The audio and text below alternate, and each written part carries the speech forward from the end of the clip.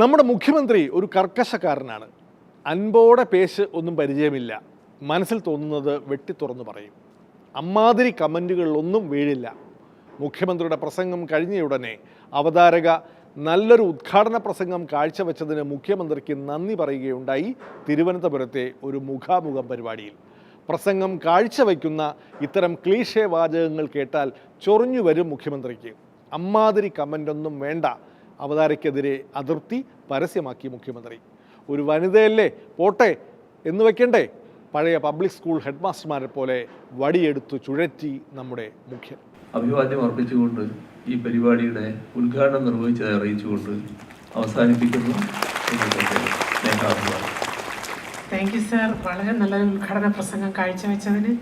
അമ്മാതിരി കമന്റ് വേണ്ട കേട്ടോ. നിങ്ങൾ ആളെ വിളിച്ചാൽ എന്തരാണെന്ന് അറിഞ്ഞൂടാ.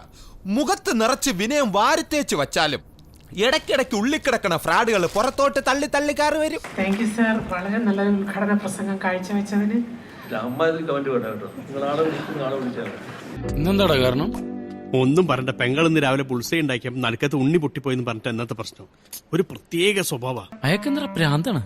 അയ്യോ പൊന്നു മോനെ, പ്രാന്ത് എന്ന് പറഞ്ഞ ഈ സൂക്കേടിനെ കുറച്ച് കാണരുത്. ഇത് അതുക്കും മേലെ.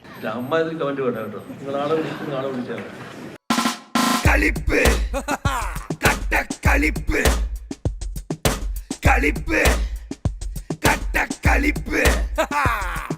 സ്തുതിവാക്ക് ഒഴിവാക്കി അടുത്ത ആളെ വിളിക്കാൻ പറഞ്ഞു തിരുവനന്തപുരത്ത്. എന്നാൽ മുമ്പ് കാസർഗോഡ് ഒരു പരിപാടിയിൽ പ്രസംഗം തീരും മുമ്പ് അടുത്ത പരിപാടിയിലേക്ക് കടന്നതിന് അവതാരന് കണക്കിന് കിട്ടി മുഖ്യമന്ത്രിയുടെ കയ്യിൽ നിന്ന്.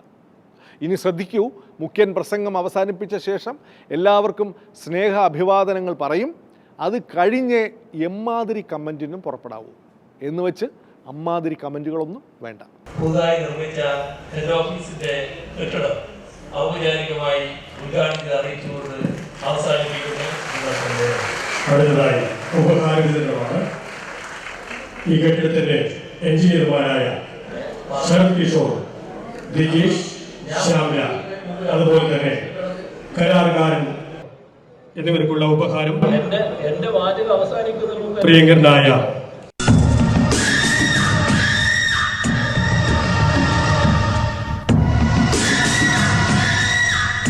അയാൾക്ക് ചെവിടും കേട്ട് കിട്ടാൻ വന്നു.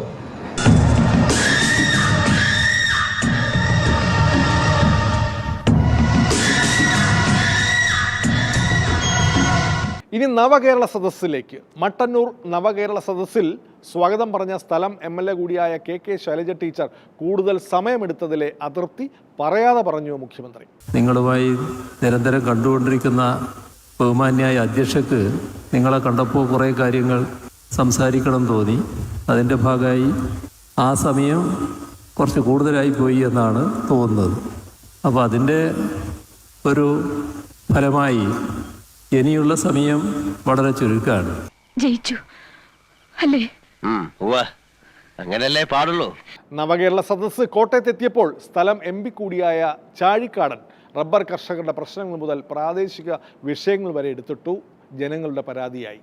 പരാതി സ്വീകരിക്കൽ മാത്രമല്ല നവകേരള സദസ്സിൻ്റെ ലക്ഷ്യമെന്ന് ചാഴിക്കാടനെ ഇരുത്തി മുഖ്യമന്ത്രി തിരിച്ചടിച്ചത് ചാഴിക്കാടന് ക്ഷീണമായിപ്പോയി. പാലായോട് ചേർന്നുള്ള ചേർപ്പുങ്കൽ പാലം അതിൻ്റെ നിർമ്മാണം നിലച്ചപ്പോൾ ബഹുമാനപ്പെട്ട പൊതുമരാമത്ത് വകുപ്പ് മന്ത്രിയും ബഹുമാനായ വാസവൻ മന്ത്രിയും ഞങ്ങളൊക്കെ ചേർന്ന് അതിൻ്റെ പുനർനിർമ്മാണത്തിന് ആരംഭം കുറിച്ചു. അതിപ്പോഴും പൂർത്തിയായിട്ടില്ല. അതുകൂടി പരിഗണിക്കണമേ എന്ന്. എന്തോ പരാതികൾ സ്വീകരിക്കാൻ ഞങ്ങളിങ്ങനെ പുറപ്പെട്ടതാണ് എന്ന മട്ടിലാണ് അദ്ദേഹം പറയുന്നതായി കണ്ടത്. പരാതികൾ ഇതിൻ്റെ ഭാഗമായി വരുന്നൊരു കാര്യം മാത്രമാണ്. പരാതികൾ സ്വീകരിക്കലല്ല ഇതിൻ്റെ പ്രധാന കാര്യം. നവകേരള സദസ്സ് നടക്കുന്ന പാലായിലെ സ്പോർട്സ് സ്റ്റേഡിയം ഇന്ന് തകർന്നിരിക്കുന്നു.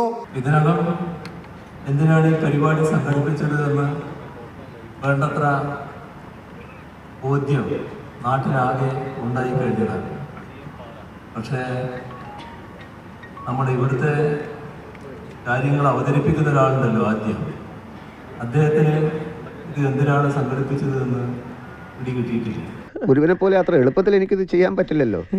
എല്ലാ രസങ്ങളും ഉൾക്കൊള്ളാൻ ദയവായി എനിക്ക് അല്പം സമയം തരൂ.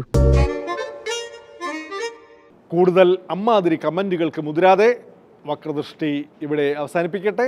വീണ്ടും അടുത്ത ആഴ്ച ഇതേ ദിവസം ഇതേ സമയം. നന്ദി, നമസ്കാരം.